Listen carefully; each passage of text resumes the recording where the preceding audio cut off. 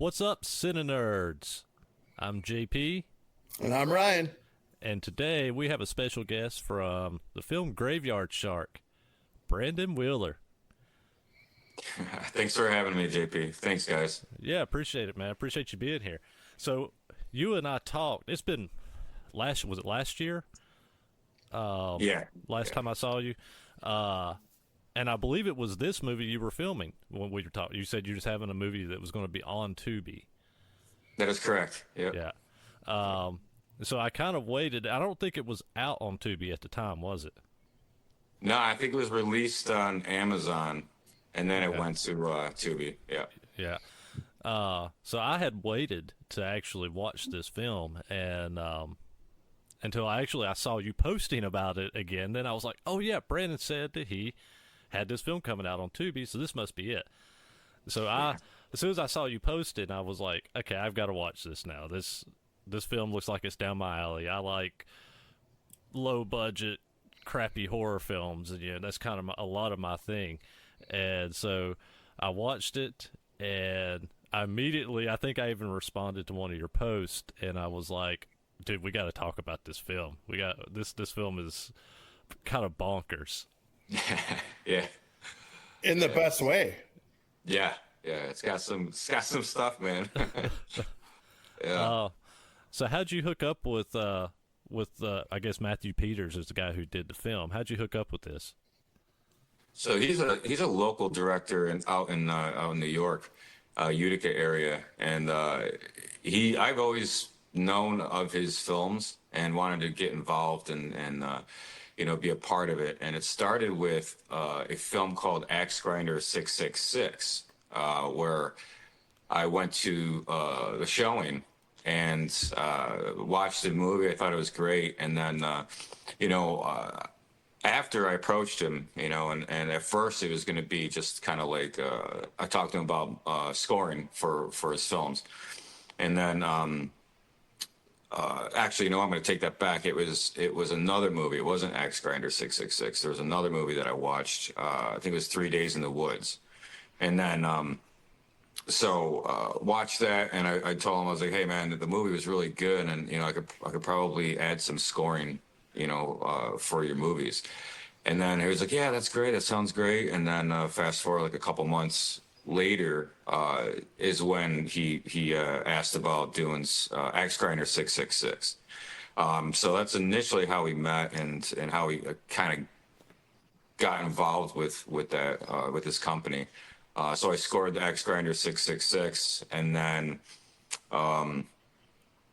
he was working on Graveyard Shark, and I was interested in the role. So he was holding auditions, and I went through the list of stuff, and I was like, man, I'm really not vibing any of these characters, So I was like, man, I'd like to try to be the shark, I've had a huge I've admired like the Predator, and I've loved the idea of like the person in that suit and what happened, and so I've always wanted to do a character creature. So, and I was like, this is a good opportunity to do that. And I asked him if he had anyone for that role, and he's like, no.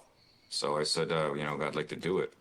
And then that's what it was.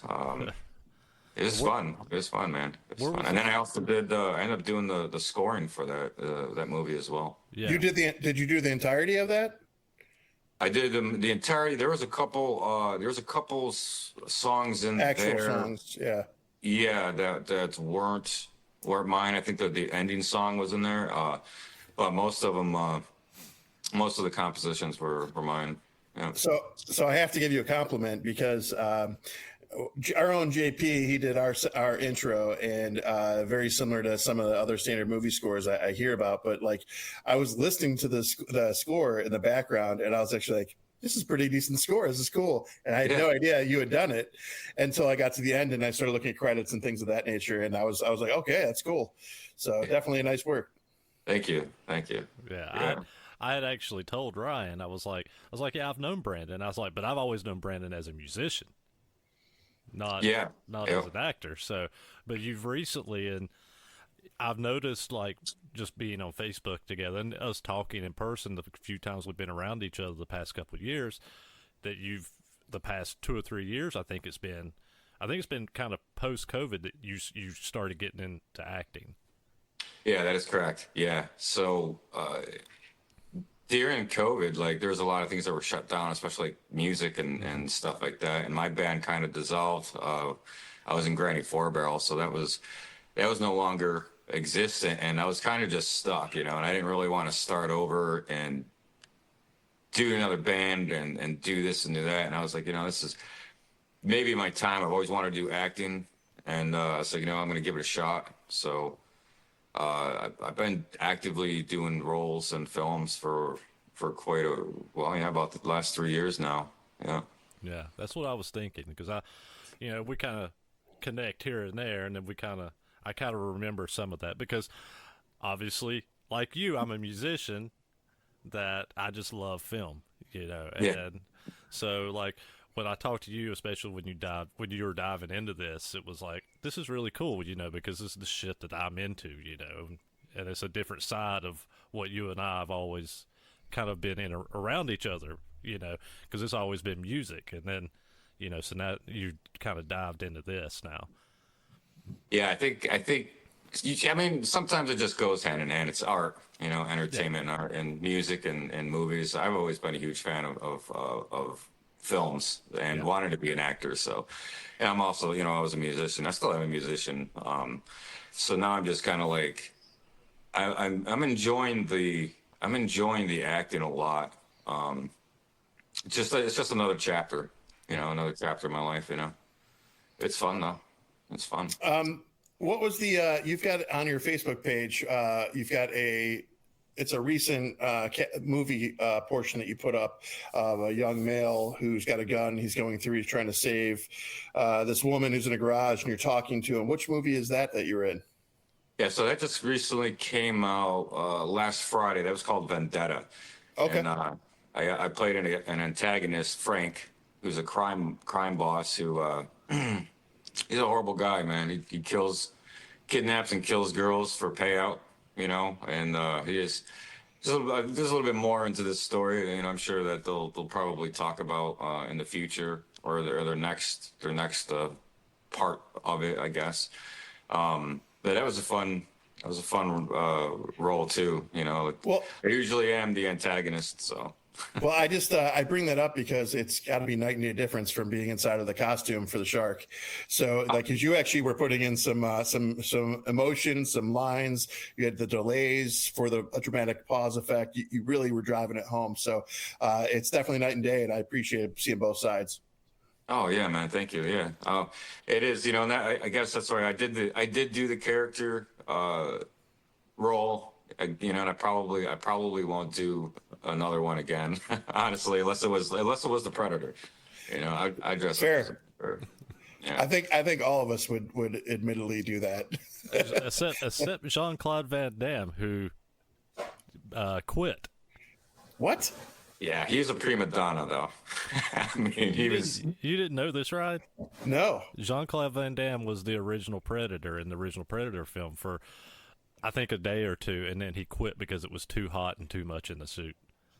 Well, Yeah. that's a great segue. So that's one of my questions. So, what was a day on the set like? Like, did you only have one day of really filming the parts for Shark, or multiple days? How long did it take you to get in this suit? And was it uncomfortable? I mean, tell us a little bit about that.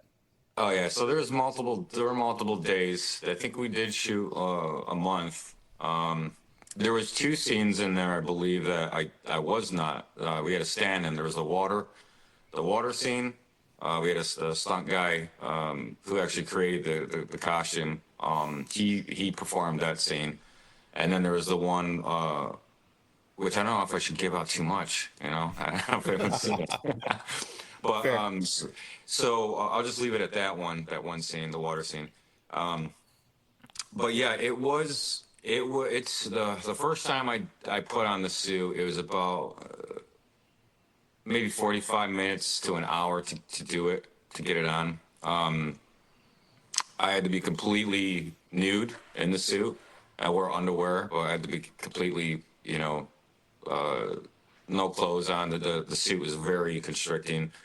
And then, one of it too was I had to get lubed down. So I had to have a lot of lube over to put the mask on, the hood, the shark head. The lube was all over my face and my arms and my legs just to get the suit. And it took about 2 people to put on the suit with me. But it was collectively about 200 pounds total with the shark head and the suit. And then there's all these additives like the skirt and the jacket and the gloves and the wrist stuff, So those are some metal gauntlets for sure. yeah, they were. Yeah. I was going to ask, talking about the suit, like, because you're not a small guy, but you're not a big guy either. And that suit, how thick was that suit? Because, oh man, it actually helped the character. Honestly, it helps me move to make the character move a certain way, But yeah, it was thick. I mean, the bicep alone, the foam on the bicep was just, it was like this, Yeah. And then the chest piece, it's pretty thick. Like it was about 200 pounds carrying it. yeah. Yeah. I feel like going forward, you need to say it was just like Spawn, because in Spawn, the actor that was in that, it was only 1/8 of an inch thick with the armor. So you got to just roll with that moving forward. Yeah. I mean, that shark is beefy. He is built. So it's pretty cool. It makes him definitely more sinister, kind of gives him that badass vibe that you guys did so well. yeah. There's the one, I mean, there's a lot of challenges inside the suit. I couldn't hear anything, couldn't breathe. Especially so every time we cut, we had to have someone open the mouth so I can breathe in there. I usually had to have someone kind of tap me to I would do the steps. I'd block the scene if I'm walking or if I'm running after someone. And then kind of visualize, because I couldn't see anything either. So I had to remember my steps and everything. And then when director said cut, someone would tap me, and I would move those scenes and kind of keep the blocking that way.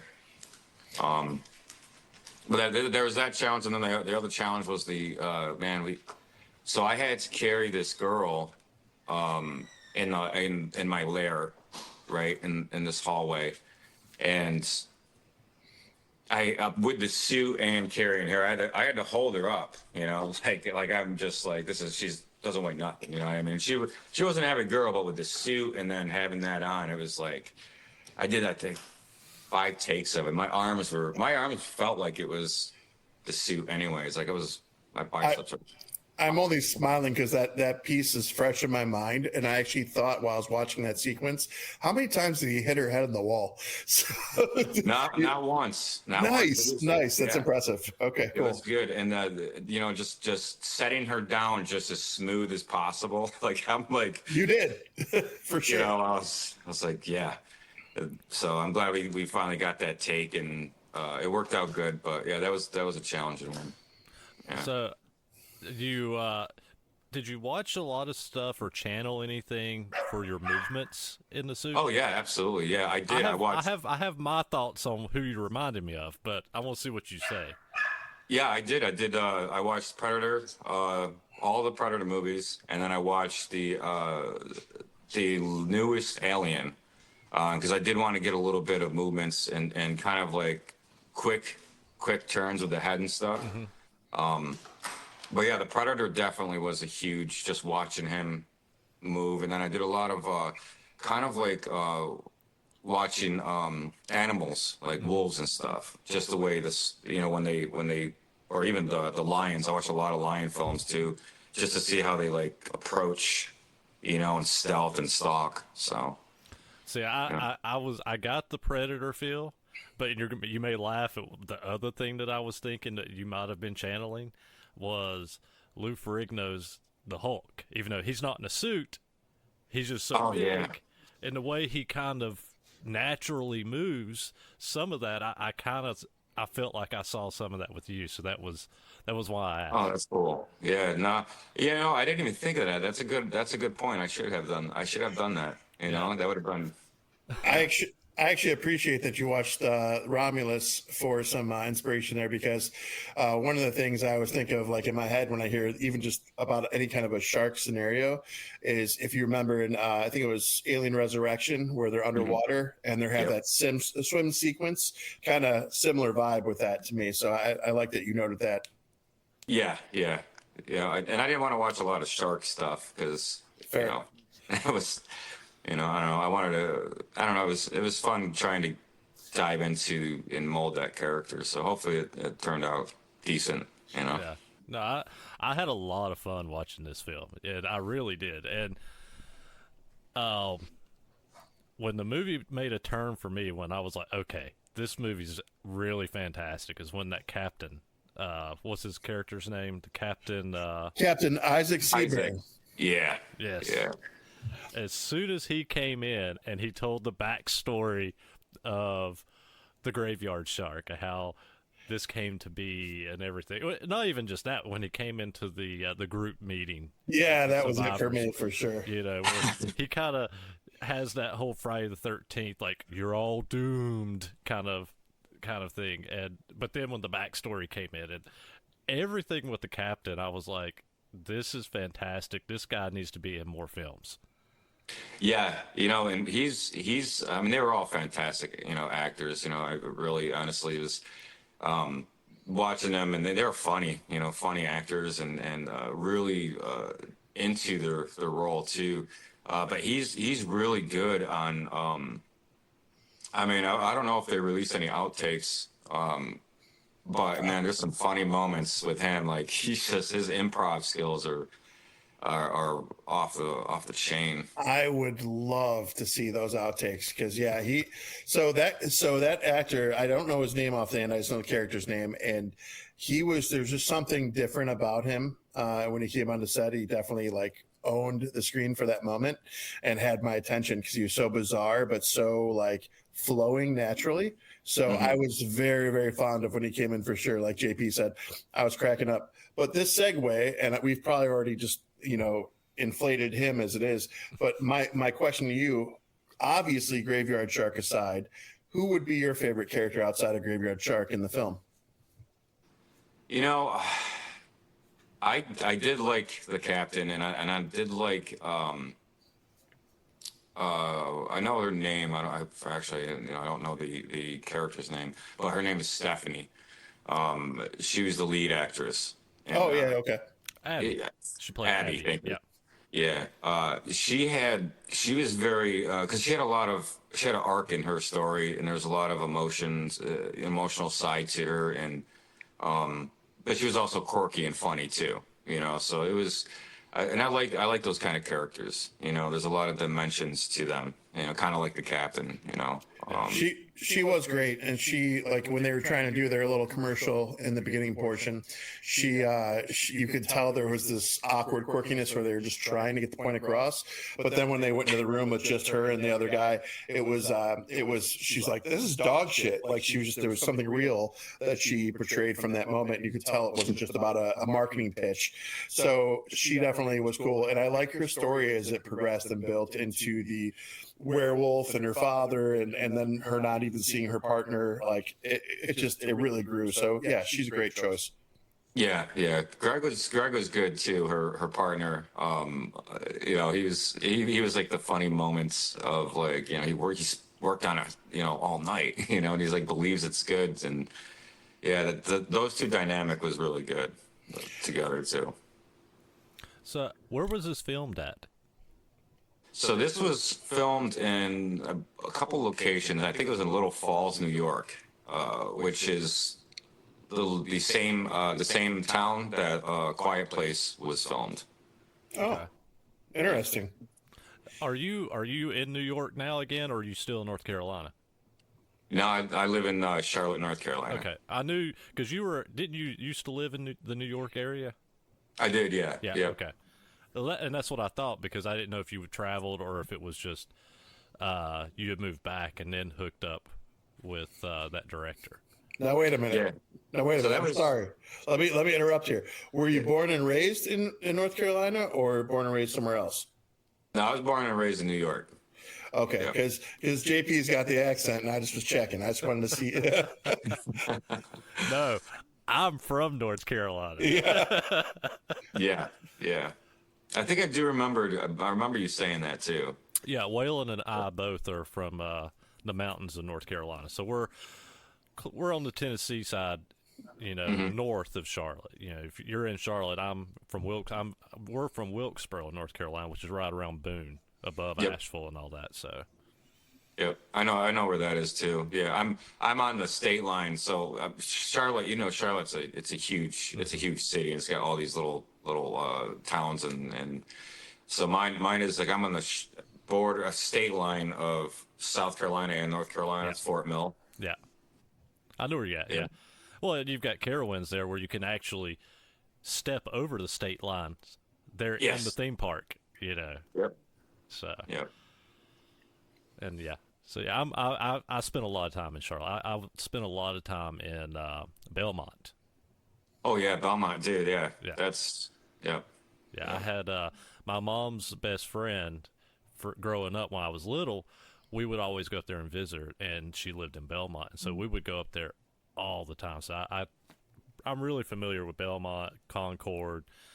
Obviously, I used to go to concerts in Charlotte all the time. At it's not there anymore, but Ground Zero. Or no, Ground Zero is Spartanburg.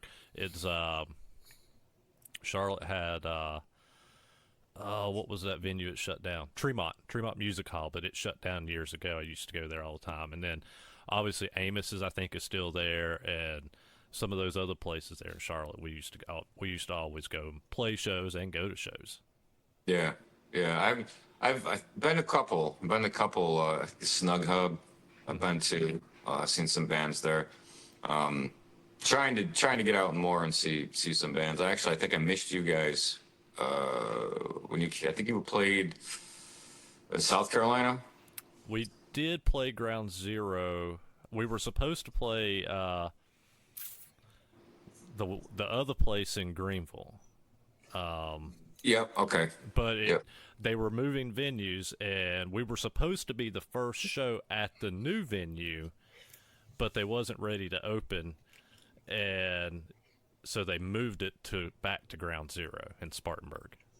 Gotcha. Yeah. And I think I had to do a film too, and I was like, I'm gonna miss it. Usually, anytime you guys come out, I watch it. Yeah. Yeah. Yeah. All right, I got a couple questions for you. The first one is obviously, I went down your IMDb, and I've got some new films to check out now, so I'm excited about those. But you have 6 films credited on there that are current. There's a couple upcoming we'll talk about later. Out of the 6 that you're credited with, I couldn't tell the one that you actually mentioned this one before, Axe Grinder 666. Yeah. It looked like you were credited as an actor, but it said composer. So I didn't know if you did both or how that transpired. But my question is, of the 6 films on there, you've got 4 shorts, Axe Grinder 666, and the Hollow horror anthology. What of those is your favorite to work on? Okay, so Axe Grinder 666 was only scoring. Okay. The music for that is I enjoyed it. I did a lot of rock elements with that movie. And then out of the other movies, we have one called Reviled that's I really, really like. It's still in the film circuit. It's got a couple awards. I actually went up against and we went to Chandler, Arizona, and me and Tara Reid were going up against each other for Best Actor and Best Film. And, we hung out for I think it was 3 or 4 days together, and we would joke around, saying oh, you're going to win. Your movie's going to win. You're going to get Best Actor. And I'd be like, no, Tara, I'm pretty sure. I think you're going to win, And she's like, no, I don't know. I think you're going to win, Brandon. I'm pretty sure. and it was just bantering, fun bantering, hanging out and stuff like that together. And but Reviled is still on the circuit, and that's probably my favorite. So when that does come out, I'll let you guys know. It's the character. I just really like the character a lot. Peter? That I played. Peter, yeah. Yeah.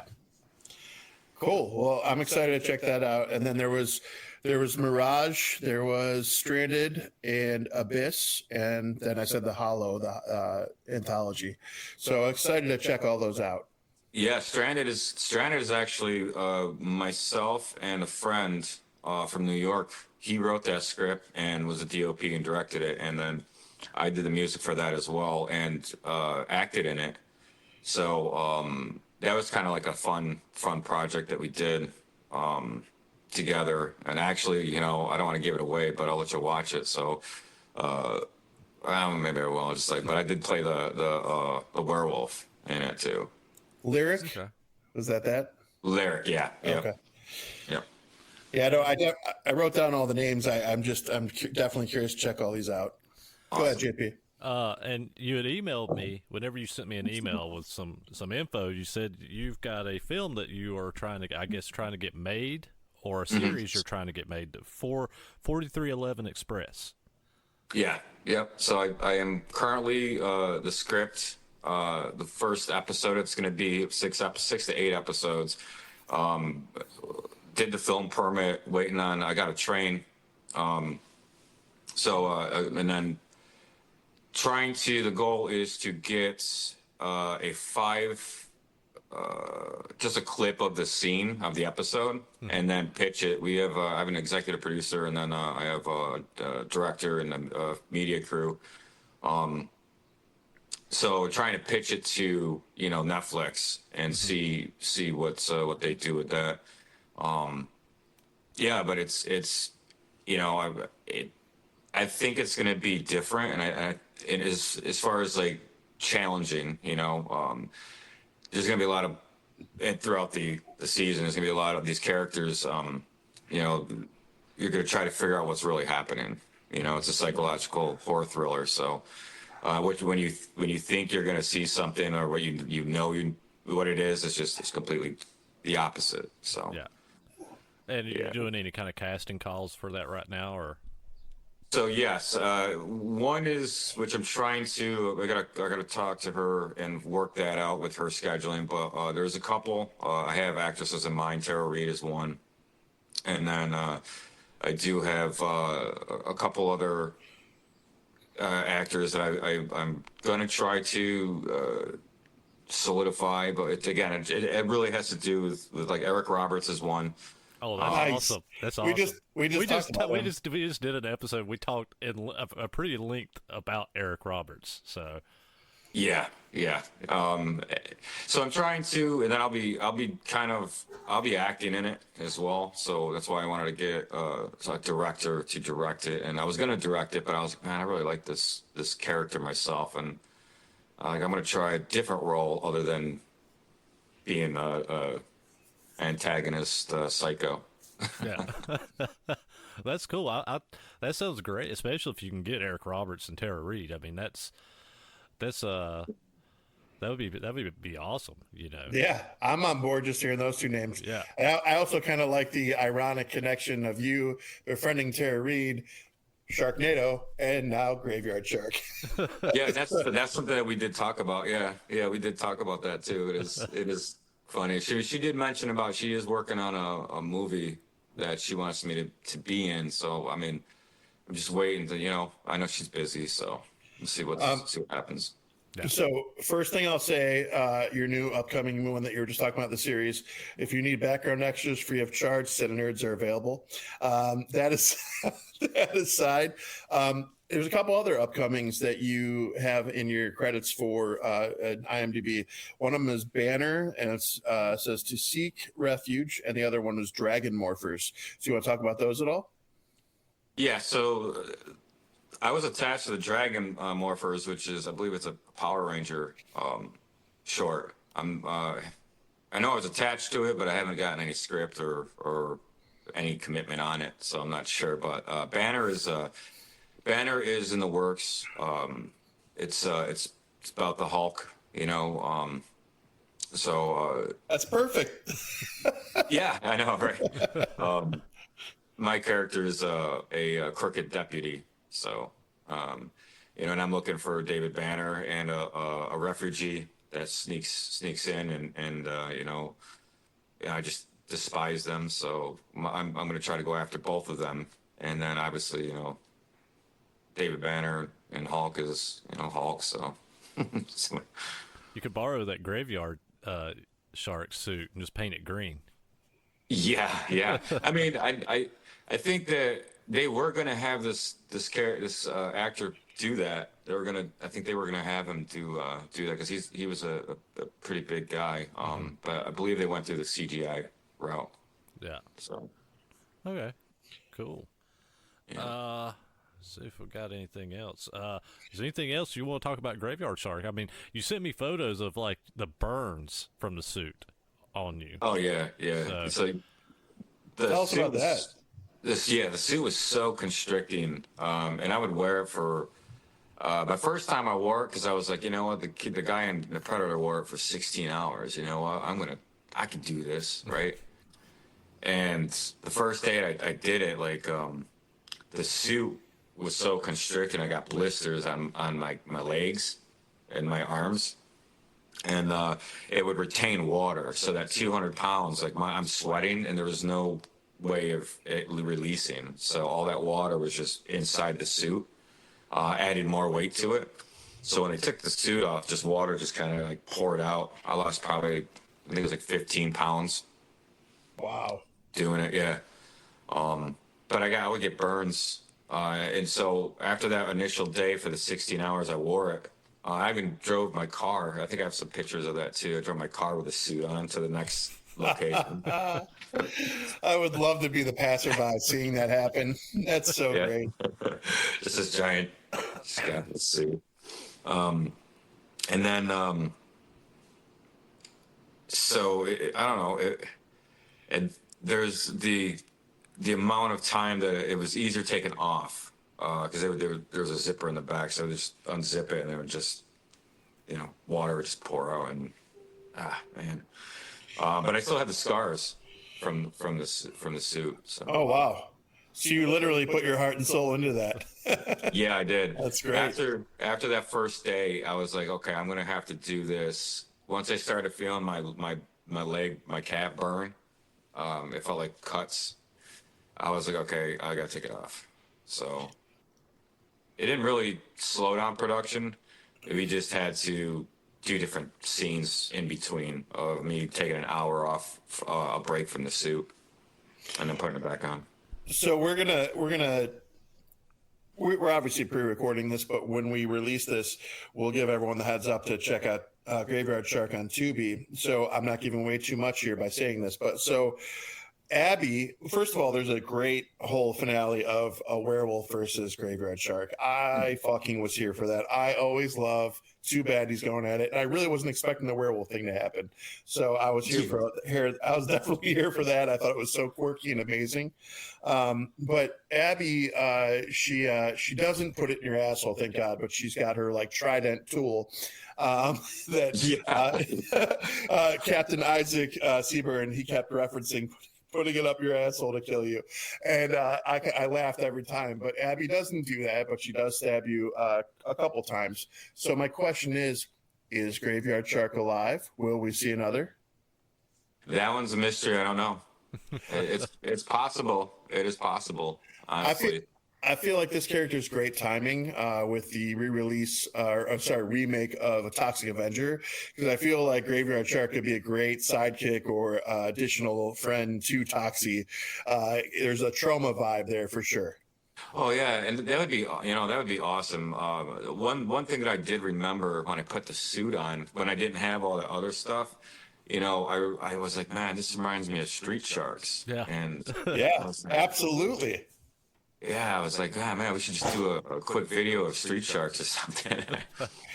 It's funny. So I'm a Funko Pop nerd. I collect all the Funko Pops, right? And they just released 2 of the Street Sharks in Funko. So I was laughing about that because I just saw that they released those yesterday, and I'd watched the film yesterday. So it was quite amazing.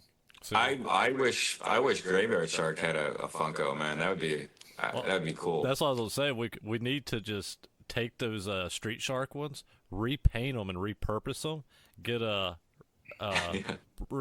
a package made, a custom package made for Graveyard Shark, and So 2 things. I actually know people who make it an art to customize those, and then the other thing is they have the pop yourself, so it's doable.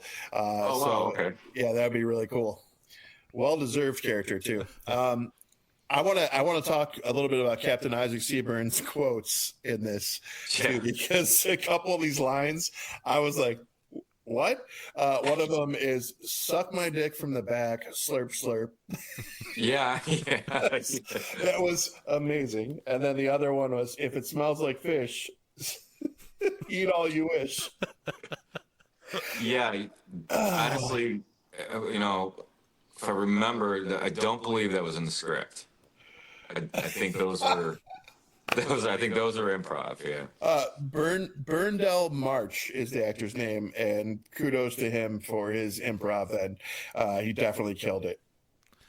I was looking on the IMDb, and it says in the trivia for this film that the silicone muscle suit for Graveyard Shark was purchased from a sex shop in China.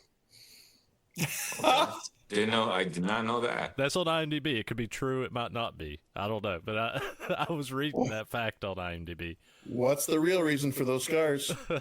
Yeah. No, that aside, so we talk about Burndell March doing the improv. Is there any moments that you improv with Shark? No, I mean, I was limited with a lot of stuff that I could do. I mean, I think that was the most challenging, especially as an actor, not being able to kind of show any emotion, So I think the only improv, I didn't do any improvs. Yeah, I had to block a lot of scenes just for memory, just because I couldn't see and hear anything. Yeah. You already had enough challenges ahead of you. I got you. Yeah. I feel that wearing a mask on stage. So. Yeah, can you breathe in yours? Not really. No. Yeah. See, masks look cool, man, but oof. And I obviously I have eye holes, but my peripheral, this is what I see. So if which sucks because if you're on stage and you got 5 other guys running around stage, you can't see where they're at. You have to turn your head to make sure you're not going to hit somebody. So on stage, I have this vision. Then you was talking about not being able to hear. Yeah, that's another thing you can't hear. I love you, JP, but we're talking apples and oranges here. Oh no, his is way worse than mine. Yeah. I get it. I'm just saying that it's the not being able to hear, the not being able to breathe. I get it. It sucks, and those fucking, as soon as you have your head covered, it's like, fuck this. Yeah, I will say too, putting on that shark head, I had to do about it was so claustrophobic. So, and I don't really have claustrophobia, you know what I mean. So, but when I put that on, like every time I had to give myself like 30 seconds to a minute to breathe and calm down. Just because there was like a little panic, as soon as because I had to. It was a lot of putting it on, so like lubing my face and my head up and then sliding it on. And then once it was on, it was like, wow, like where am I? What's going on? You got to kill both your dads. Which one was your favorite? That was, I want to say oh man, they both were good though. They were both good. I loved it. I thought it was great. I thought it was a good segue. I like how Captain Isaac was trying to talk to you normal for a minute, and then you just went at it, went right into him. It was perfect. I think I did. I can remember that scene, and that was a real heart too, not a human's heart, but it was an animal's heart. I know that. I think it was a cow, and I was going to ask, 'cause some of the special effects look like real meat and shit. yeah, that was yeah, it was real. Yeah, it smelled too. It smelled. Oh, they had to hold it in my hand. I was like, yeah, that was too. That was we had. I think we did it 2 takes, but the gloves. So the gloves for the shark, there was no grip. You know what I mean? So when I'm grabbing onto actors, or even the heart, trying to find the heart in that cavity, I was like, that was me really trying to find it because it was like I had it, but I was slipping. You know, it was just slipping all over. So yeah, that was fun. And then like when I was like grabbing I think one of the characters' throat, you know, I'd grab it and it would just slide right off. I was like, it was fun though. I was unexpecting. It was unexpecting to run across a couple other characters in this film that kind of, if there were a universe where Graveyard Shark expanded and there was more going on and it kept going, Pookie and Doug cracked me the frick up. I mean, they were great comedic relief. The language too with Doug, like the whole trying to decipher what he's saying. That ice cream, yeah. Yeah, I loved every bit of it. I mean, so JP is a character for pushing a lot of low budget independent films at me, and not all of them pan out where I'm like thrilled about it. This one I was unexpectedly really happy across the board. It started off a little weak and grew really strong really fast, and I was laughing my ass off. It was great. Yeah. Thank you. And you know, I think that's what it is. I found myself kind of like you're laughing, and all of a sudden you get moments of shock. Like, wait a minute, what? Yeah. Oh yeah. You know, those are the best. The horror element too. I mean, so it was great. The doctor when she got killed, the scene with the 2 deputies when they were killed, there was a lot of good kills in this for sure. I was almost positive you bit the deputy's boob, but there's no teeth marks later on. So, but it looks good. And again, I probably did, and I couldn't even see anything.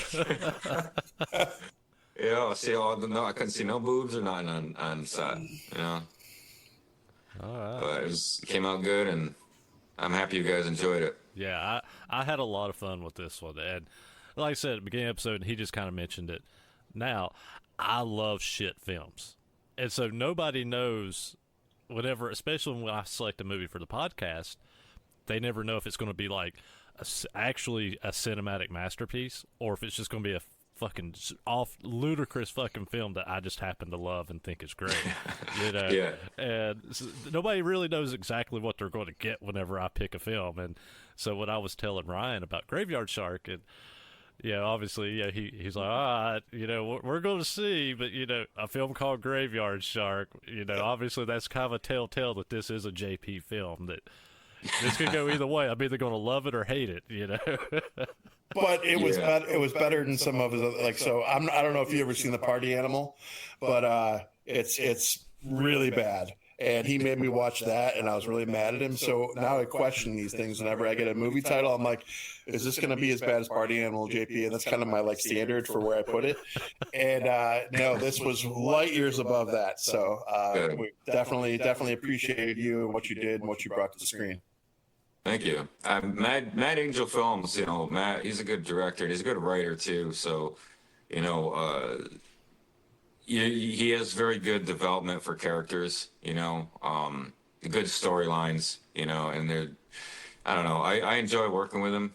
I know he gave me another movie to score that I'm working on now, called Blood Red Beach. It's a pirate movie. So nice.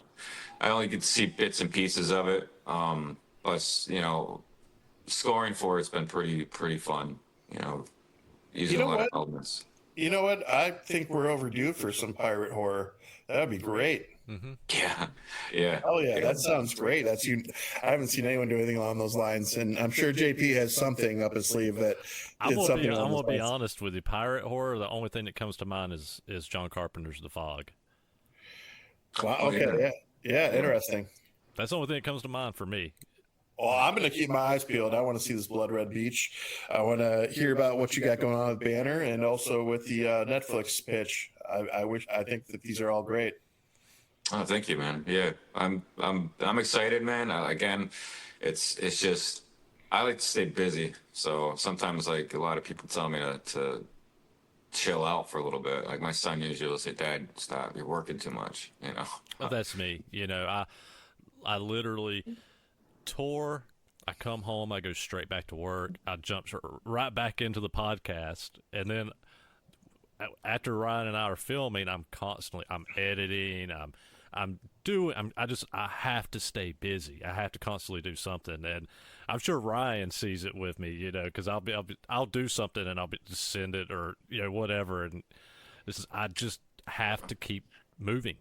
Yeah, I don't know what I would do. Like sometimes like when I don't do something, I'm kind of like I'll sit in my room and I'm like, what the heck? I don't like this. What is this feeling? Yeah. And then I just start working on a script. That's why I'm hoping like this 4311 Express, pans out because there's a lot of other movies, other series that I'd like to do. Sci-fi one that I got, but we'll see. Near and dear to my heart. Yeah. Whenever you say sci-fi, I'm here. We're huge sci-fi nerds, so Oh yeah. Yeah, I think definitely, especially kind of like I mean, it's not really Star Warsy, but it's got some elements. It's darker. It's not a PG movie or PG-13. Yeah. It's definitely. I just gave the original Blade Runner director's cut a rewatch, and I hadn't watched it in some time, and I love the beauty and the darkness, and even the quiet that happens throughout the movie as you build the characters up. So I'm always here for that kind of darkness. That's I think it makes for a beautiful film. Yeah, Pathkeeper is actually that's the name of it. The sci-fi that I didn't write based off of Blade Runner. It's more of like an imagery, Okay, darkness, cool. a lot of action. There's a story, but yeah. So it's I don't know. Let's see if it gets done. I know it's going to be a lot as far as special effects and green screen and stunts, but we'll see. okay. Cool. Alrighty. We'll just hop back in. CineNerdsPodcast.com. You can follow us. All of our new releases there. We have our shop there. You can follow us on YouTube, Facebook, Apple Podcasts, Spotify, all that. You can catch wrong way. You can catch Brandon on Tubi. You can watch Graveyard Shark on Tubi, and it's on Amazon as well, correct? Yeah, you can purchase it or rent it on Amazon. Yeah. Is there I was gonna say, what are your socials, Brandon, so that people can find you? Facebook, Instagram, IMDb, TikTok. The usual. I really don't do a lot of Instagram too much. I should though, but mostly I'm on Facebook, and you can just I don't know private message me or whatever. It'd probably take a minute for me to get back, but I usually respond. Cool. Alrighty.